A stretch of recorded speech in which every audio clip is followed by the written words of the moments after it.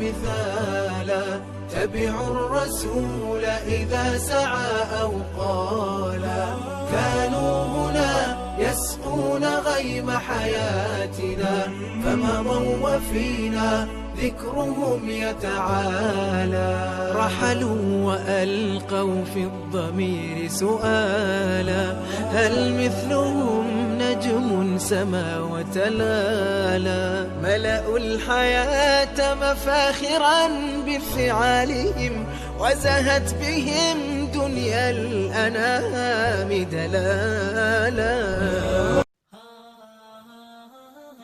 نحمده ونصلي على رسوله الكريم اما بعد. محترم سامعین، السلام علیکم ورحمۃ اللہ وبرکاتہ۔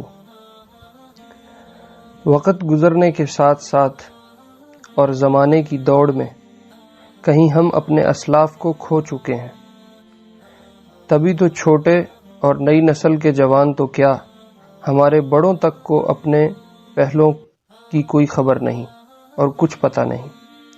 اس قدر دوری بڑھ گئی ہے کہ اب ان کے نام تک اجنبی لگنے لگے ہیں، اور ایسے تذکرے سامنے آنے پہ اندازہ ہوتا ہے کہ اچھا اس نام کا بھی کوئی فرد یا اس تعارف والی بھی کوئی شخصیت ہماری صفوں میں رہی ہے۔ ایسے ہی ایک گمنام نام کو آج کی یہ مجلس تازہ کرنے جا رہی ہے، اور یوں کہ مبارک نام اس سلسلے میں زندہ ہوتے ہوئے چلے آ رہے ہیں۔ سامعین، آج جس شخصیت کا تذکرہ ہم کرنے جا رہے ہیں وہ خود بھی صحابی ہیں اور ان کے والد بھی جلیل القدر صحابی ہیں۔ آج کی شخصیت کا نام بشر رضی اللہ عنہ ہے، جو انصار کے مشہور قبیلہ خزرج کی شاخ بنو سلمہ سے تعلق رکھتے ہیں۔ والد کا نام برا بن معرور ہے، جن کا تفصیلی تذکرہ اور تعارف اسی حلقے سے پچھلے والے حلقے میں انہی کے نام کے ساتھ گزر چکا ہے۔ اور والدہ کا نام خلیدہ بنت قیس الاشجعیہ ہے۔ بشر رضی اللہ عنہ اپنے والد کے ہمراہ ہجرت مدینہ سے قبل ہی اسلام لائے تھے، اور بیعت عقبہ ثانیہ میں اپنے والد برا رضی اللہ عنہ کے ہمراہ شریک ہوئے تھے، اور اسی بیعت میں رسول اللہ صلی اللہ علیہ وسلم نے بشر رضی اللہ عنہ کے والد برا کو بنو سلمہ کا نقیب اور نگران بنایا تھا، جیسا کہ تفصیلی تذکرے میں اس سے ماقبل گزر چکا ہے۔ پھر بشر رضی اللہ عنہ نے والد کے ہمراہ غزوہ بدر، احد اور غزوہ خندق میں شرکت کی سعادت بھی سمیٹی ہے۔ ہجرت مدینہ کے بعد رسول اللہ صلی اللہ علیہ وسلم نے جب مہاجرین اور انصار کو بھائی بھائی بنایا تو بشر رضی اللہ عنہ کو واقد بن عمر التمیمی رضی اللہ عنہ کا بھائی بنایا، جو بنو عدی کے حلیف تھے۔ سامعین، حلیف کا معنی میں پہلے کئی حلقوں میں ذکر کر چکا ہوں۔ مطلب کوئی شخص کسی قوم، قبیلہ یا افراد سے یہ معاہدہ کر لے کہ مرنا جینا اکٹھا ہوگا، اگر میری جان، مال، عزت، آبرو کو کوئی خطرہ ہوا تو تم میری معاونت اور مدد کرو گے، اور اگر تمہاری جان، مال، عزت، آبرو کو کوئی خطرہ ہوا تو میں تمہاری حفاظت اور مدد کروں گا۔ یہ آپس میں قسم کھا لیں اور حلف اٹھا لیں تو یہ ایک دوسرے کے حلیف کہلاتے ہیں۔ بشر رضی اللہ عنہ کے والد برا رضی اللہ عنہ کا انتقال ہجرت مدینہ سے 1 ماہ قبل ہو گیا تھا، جنہیں حضور علیہ السلام نے بیعت عقبہ ثانیہ میں بنو سلمہ کی سرداری اور نگرانی دی تھی۔ چنانچہ ہجرت کے بعد آپ علیہ السلام نے بنو سلمہ سے پوچھا، من سیدکم یا بنی سلمہ، اے بنو سلمہ تمہارے سردار کون ہیں؟ لوگوں نے کہا جد بن قیس ہیں۔ آپ علیہ السلام نے پوچھا، تم انہیں سرداری کیوں دیتے ہو؟ بنو سلمہ نے کہا، کیونکہ وہ ہم میں سب سے زیادہ مالدار ہیں، مگر ان کی طبیعت میں کچھ بخل ہے جس کا تذکرہ کیا۔ مطلب سرداری کے لیے مطلوبہ باقی تمام صفات موجود ہیں، مگر ہاتھ کے تھوڑے تنگ ہیں۔ تو آپ علیہ السلام نے ارشاد فرمایا، وَأَيُّ دَاءٍ أَدْوَىٰ مِنَ الْبُخْلِ، یعنی بخل سے بڑھ کر بھی کوئی مرض ہو سکتی ہے، لہٰذا وہ تمہارے سردار نہیں ہیں، بلکہ تمہارے سردار سفید رنگ والے گھنگریالے بالوں والے بشر بن برا ہیں رضی اللہ عنہ، جن کا ہم آج ابھی تذکرہ کر رہے ہیں۔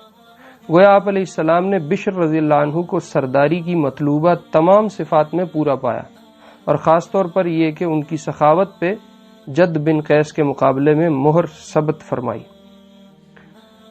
سامعین، جیسے ہی بشر رضی اللہ عنہ کے والد برا رضی اللہ عنہ کا انتقال ہو گیا، حضور علیہ السلام نے ان کی قبر پہ جا کر نماز جنازہ پڑھائی تھی، اور اسی طرح بشر رضی اللہ عنہ کا بھی جلد ہی انتقال ہو گیا تھا، جن کی تفصیل یہ ہے کہ بشر رضی اللہ عنہ غزوہ خیبر میں شریک ہوئے، اور فتح خیبر کے بعد جب لوگ مطمئن ہو گئے تو زینب بنت حرس کو دیکھا گیا، جو خیبر کے سردار مرحب کی بھتیجی اور سلام بن مشکم یہودی کی بیوی تھی، کہ زینب بنت حرس لوگوں سے پوچھتی پھر رہی ہے کہ بکری کے گوشت کا کون سا حصہ رسول اللہ صلی اللہ علیہ وسلم کو زیادہ پسند ہے۔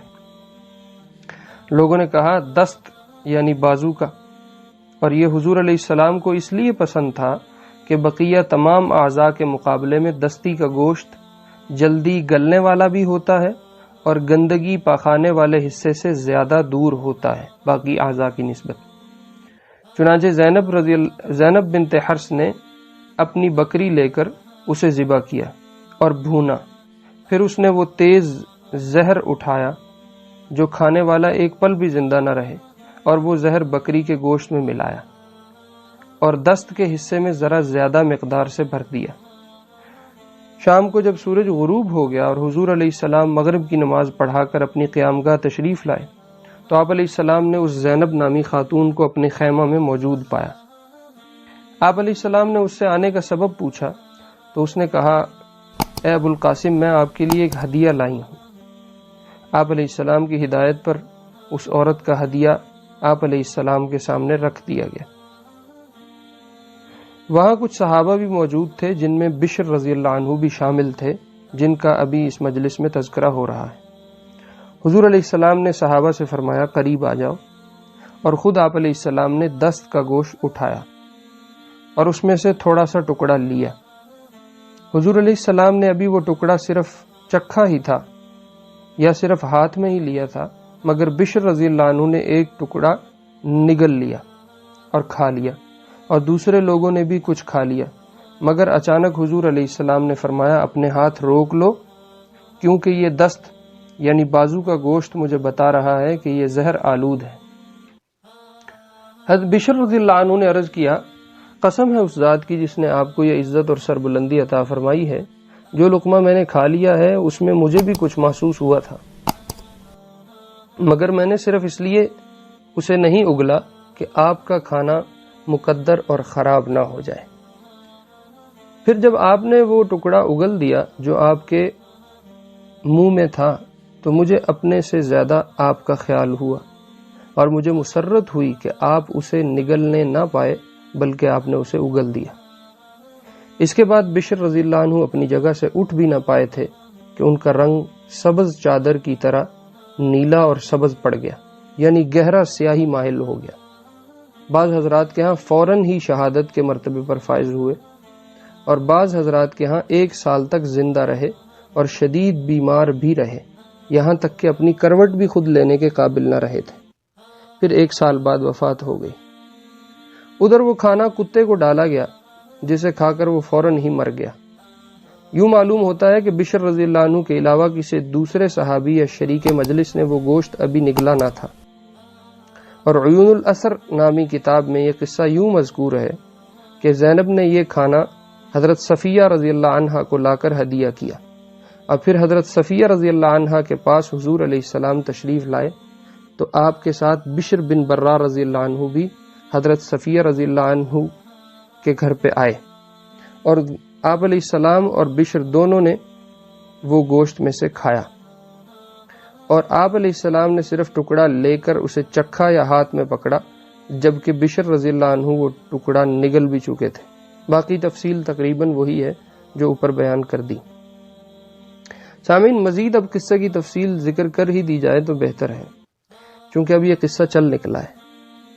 اس کے بعد حضور علیہ السلام نے اس اثر کو زائل کرنے کے لیے گردن کے قریب پیٹھ کے بالائی یعنی اوپر کے حصے میں پچھنے لگوائے، جسے جدید یا ماڈرن لینگویج میں کپنگ تھراپی کہا جاتا ہے، اور یہ پچھنے بنو بیاضہ کے غلام ابو طیبہ رضی اللہ عنہ نے لگائے۔ پھر ان ان 3 اصحاب کو بھی حضور علیہ السلام نے پچھنے لگوانے کا حکم دیا، جنہوں نے گوشت میں سے یا کھایا تھا یا اسے چکھا تھا، اور فرمایا کہ مجھے جبریل نے یہی حکم دیا کہ آپ بھی پچھنے لگوائیں اور ان کو بھی لگوائیں۔ جب عورت نے زہریلا گوشت کھلایا تھا، اگر چکھا نہ بھی ہو یا اور کوئی تیسرا شخص حضرت علیہ السلام اور بشر کے علاوہ نہ بھی ہو، تو ممکن ہے زہر آلود ٹکڑے کو چھونے سے ہونے والے اثر کو زائل کرنے کے لیے آپ علیہ السلام نے کپنگ تھراپی اور پچھنے لگوائے ہوں، اور اگر کھا لیا ہو تو اس کے اثر کو زائل کرنے کے لیے لگوائے ہوں۔ بہرحال دونوں صورتوں میں زہر کے اثر کو ختم کرنے کے لیے یہ پچھنے لگوائے گئے۔ پھر حضور علیہ السلام نے اس یہودیہ یعنی زینب بنت حرس کو بلوایا اور پوچھا کہ کیا تو نے بکری کے گوشت میں زہر ملایا تھا؟ اس نے پوچھا آپ کو کس نے بتایا؟ آپ علیہ السلام نے فرمایا مجھے اسی ٹکڑے نے بتایا جو میرے ہاتھ میں تھا۔ اس پر اس عورت نے زہر ملانے کا اعتراف بھی کیا اور اقرار کر لیا۔ تو آپ علیہ السلام نے پوچھا تو نے ایسا کیوں کیا؟ زینب نے کہا آپ نے جو کچھ میری قوم کے ساتھ کیا وہ آپ کو معلوم ہے، اس لیے میں نے سوچا کہ اگر آپ صرف بادشاہ ہیں تو اس زہر کے کھانے سے ہمیں آپ سے نجات مل جائے گی، اور اگر آپ نبی ہوں گے تو آپ کو اس زہر کی پہلے ہی خبر ہو جائے گی۔ تو شان رحمت پہ قربان، جو کبھی بھی اپنی ذات پر کی گئی زیادتی کا بدلہ نہ لیتے تھے، اس عورت کو حضور علیہ السلام نے معاف فرما دیا، باوجود اس کے کہ وہ جان کی دشمن تھی۔ مگر بشر رضی اللہ عنہ کے انتقال کے بدلے میں قصاصاً اس عورت کو آپ علیہ السلام نے قتل کروایا، اور اکثر کتب سیرت میں اسے پھانسی لگوانے کی روایت موجود ہے اور ذکر کی گئی ہے۔ پھر اس واقعہ کے کئی سال بعد مرض وفات میں حضور علیہ السلام نے مطلب موت والی بیماری میں بشر بن برا رضی اللہ عنہ جن کا تذکرہ ہم کر رہے ہیں، ان کی بہن سے ذکر فرمایا۔ اس زہر کا ہوا یوں کہ ان کی بہن آپ علیہ السلام کی تیمارداری کے لیے آئیں۔ آپ علیہ السلام نے ان سے فرمایا میں نے تمہارے بھائی کے ساتھ خیبر میں جو زہر آلود لقمہ یا نوالا کھایا تھا، اس کی وجہ سے اس وقت میری رگیں کٹ رہی ہیں اور اس کے اثر سے میری جان جاتی ہے۔ اور حدیث میں ابہر کا لفظ استعمال ہوا ہے۔ ابہر سامعین ان رگوں کو کہتے ہیں جو دل کے بالکل قریب ہوتی ہیں اور ان کے ذریعے خون دل کو جاتا ہے۔